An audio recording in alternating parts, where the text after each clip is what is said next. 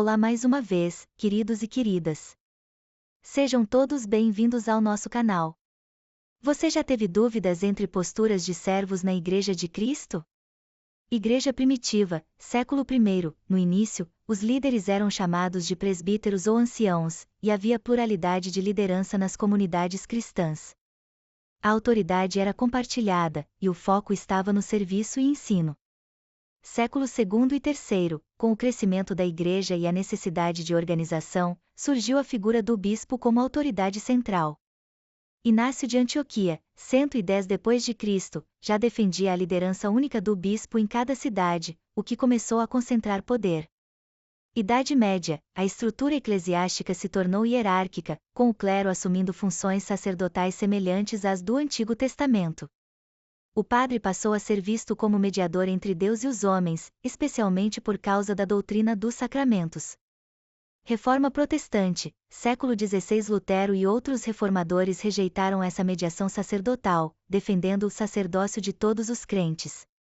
No entanto, com o tempo, algumas igrejas protestantes passaram a tratar o pastor como figura central e quase intocável.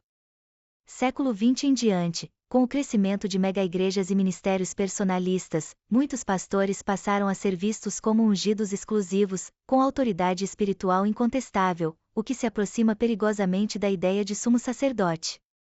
Vale lembrar que o sacerdócio de Cristo é segundo a ordem de Melquisedeque, direto do céu, Hebreus 5:6. Nada tem a ver com o sacerdócio levítico. Ou seja, nem o sacerdócio levítico, muito menos a própria hereditariedade do sacerdócio levítico é reconhecida no Novo Testamento. Qual o perigo de ver o pastor como sumo sacerdote? Centralização de poder. O pastor pode se tornar uma figura autoritária, sem prestação de contas, o que abre espaço para abusos espirituais e morais. Culto à personalidade. A igreja passa a girar em torno do líder, e não de Cristo. Isso enfraquece a fé dos membros e cria dependência humana.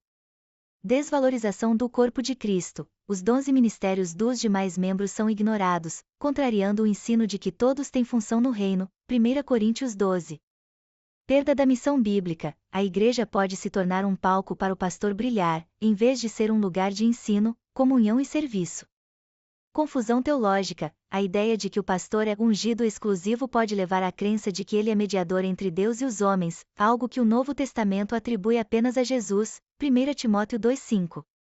Caminhos para restaurar o equilíbrio. Ensinar o sacerdócio de todos os crentes. Todos têm acesso direto a Deus e são chamados a servir. Promover liderança plural. Presbíteros, diáconos e ministérios devem atuar em conjunto.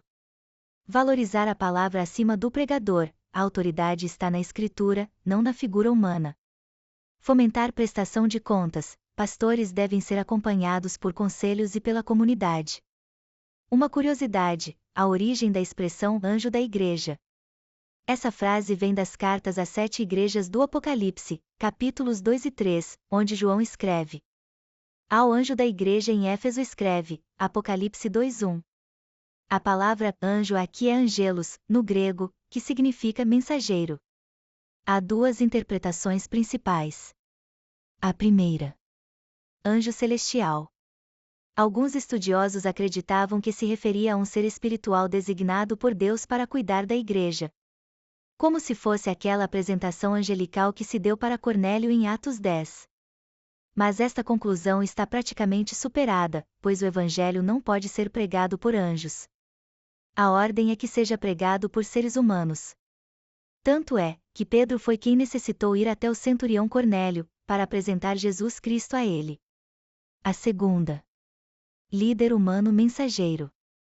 Outros defendem que o anjo representa o líder espiritual da igreja, o pastor ou bispo, responsável por transmitir a mensagem divina.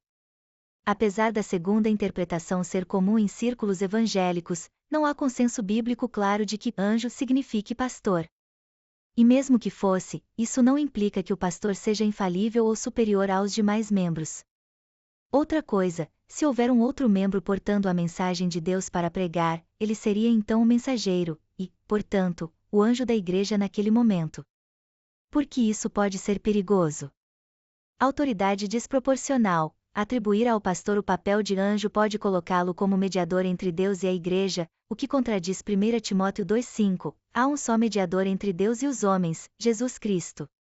Blindagem contra críticas, líderes podem usar essa expressão para evitar prestação de contas, dizendo que não se toca no ungido.